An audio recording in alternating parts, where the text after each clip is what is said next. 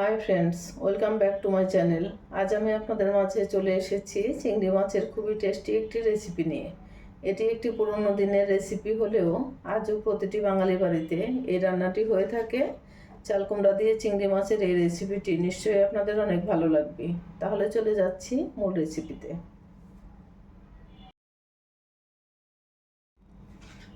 চাল কুমড়া দিয়ে চিংড়ি মাছ রান্না করার জন্য চুলায় আমি একটি প্যান বসিয়ে দিয়েছি। তার মধ্যে দিয়ে দিচ্ছি তেল। এখন আমি মাছগুলো ভেজে নিব। আমি এখানে নিয়েছি কিছু চিংড়ি মাছ। মাছগুলো আমি নুন হলুদ দিয়ে মেখে রেখেছি। এখন তেলের মধ্যে দিয়ে দিচ্ছি। আপনারা চিংড়ি মাছ বড় বা ছোটো যে কোনো সাইজের চিংড়ি মাছ দিয়ে এই চাল কুমড়া রেসিপিটি তৈরি করে নিতে পারেন। সবগুলো চিংড়ি মাছ আমি দিয়ে দিয়েছি। এখন আমি হালকা করে চিংড়ি মাছগুলো ভেজে নেব। চিংড়ি মাছগুলো কখনোই খুব বেশি করা আছে ভাজবেন না। খুব বেশি করা করে চিংড়ি মাছগুলো ভাজলে রাবারি হয়ে যায়, খেতে ভালো লাগে না। আমি নুন হলুদ দিয়ে মাছগুলো মেখে রেখেছি। এখন আমি মাছগুলো ভেজে নিচ্ছি।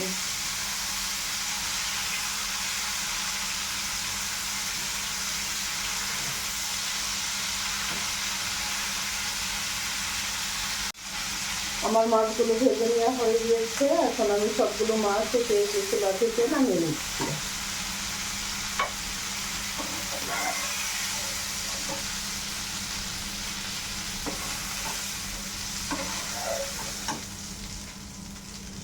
সেই মাছ ভাজা তেলের মধ্যে আমি আরেকটু তেল দিয়ে দিচ্ছি। এই রেসিপিটি করার জন্য খুব বেশি তেল মশলা দেওয়ার প্রয়োজন নেই। আমি এখানে 1/4 কাপ তেল দিয়ে দিয়েছিলাম। তেলের মধ্যে দিয়ে দিচ্ছি 2টি শুকনা মরিচ,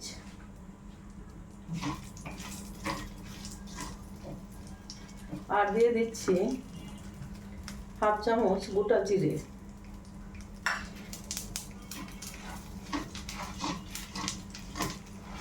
জিরাটা একটু হালকা করে ভেজে নিচ্ছি। মশলা থেকে খুব সুন্দর একটা গন্ধ বের হয়ে আসছে। এখন আমি দিয়ে দিচ্ছি আমার কেটে রাখা চাল কুমড়াগুলো।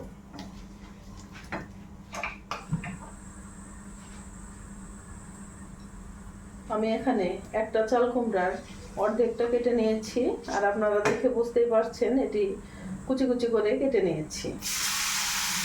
এই রেসিপিটি করার জন্য চাল কুমড়াগুলো কুচি কুচি করে কেটে নিতে হবে।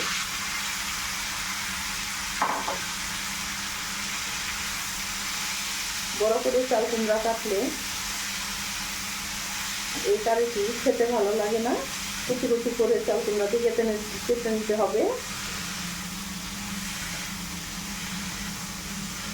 আপনারা দেখে নিশ্চয়ই বুঝতে পেরেছেন আমি চাল কুমড়াগুলো কিভাবে কেটে নিয়েছি।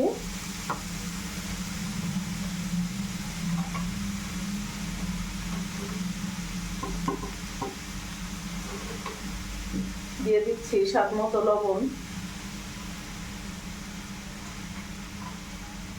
সামান্য একটু হলুদের গুঁড়া, সামান্য একটু লাল মরিচের গুঁড়া। সবকিছু দিয়ে আমি একটু নেড়ে ছেড়ে কষিয়ে নিচ্ছি।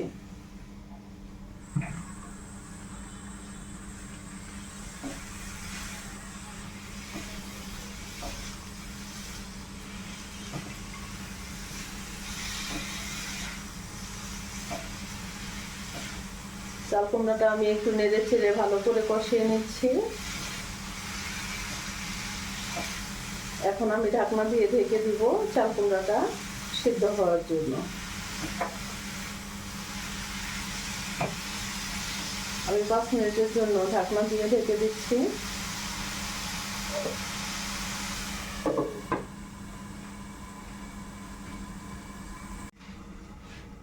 আমি ঢাকনা তুলে নিচ্ছি। আপনারা দেখতেই পাচ্ছেন চাল কুমড়াটা অনেকটাই নরম হয়ে আসছে। আমি ঢেকে ঢেকে একটু মশলার সাথে ভালো করে কষিয়ে নিয়েছি। এখন দিয়ে দিচ্ছি ছিঁড়ে রাখা কয়েকটা কাঁচামরিচ।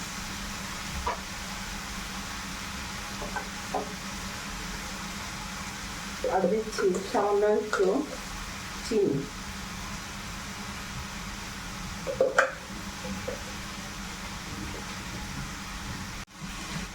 চাল কুমড়াটাকে আমি ভালো করে কষিয়ে নিয়েছি, অনেকটাই গলে গিয়েছে। আর একটু ভালো করে সিদ্ধ হওয়ার জন্য আমি এখানে দিয়ে দিচ্ছি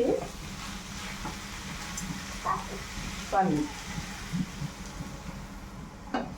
আমি এখানে 1 কাপ পানি দিয়েছি,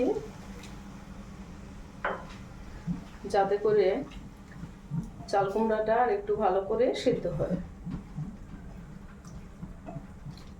একটু নেড়ে চেড়ে দিচ্ছি, আর এখন ঢাকনা দিয়ে ঢেকে দিচ্ছি।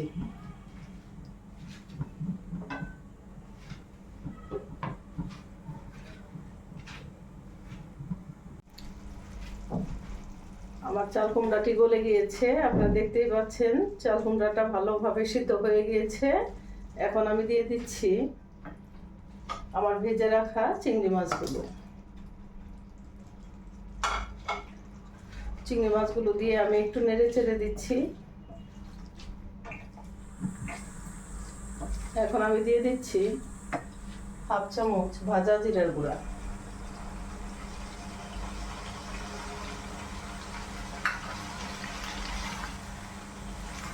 ভাজা জিরার গুঁড়া দিলে চাল কুমড়াটা খেতে অনেক মজা হয়।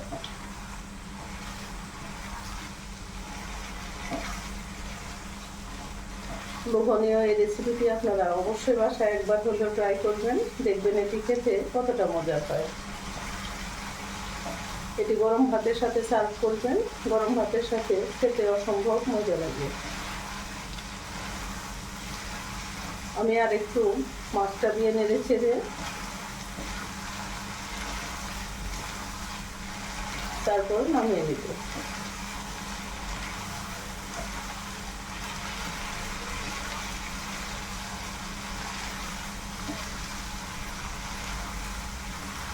মাছটা দিয়ে আমি 5 মিনিটের মতো একটু নেড়ে চেড়ে রান্না করে নিচ্ছি। তারপর আমি চুলা থেকে নামিয়ে আপনাদের সার্ভ করে দেখাবো।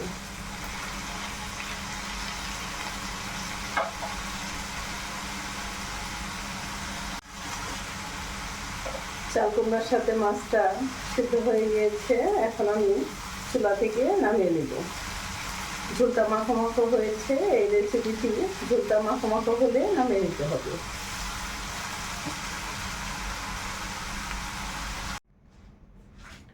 দুর্দান্ত স্বাদের এই রেসিপিটি আপনারা একবার হলেও বাসায় ট্রাই করবেন। আমি আপনাদের সার্ভ করে দেখাচ্ছি, আপনারা দেখতেই পাচ্ছেন এটি কতটা লোভনীয় হয়েছে। গরম ভাতের সাথে এটি খেতে অসম্ভব মজার হয়।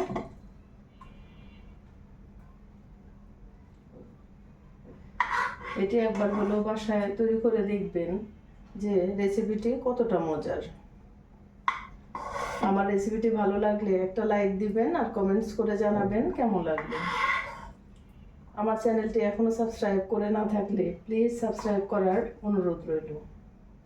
আবার যে কোনো দিন যে কোনো মজার ভিডিও নিয়ে আপনাদের মাঝে আমি চলে আসব। সে পর্যন্ত সবাই ভালো থাকবেন, সুস্থ থাকবেন। ধন্যবাদ।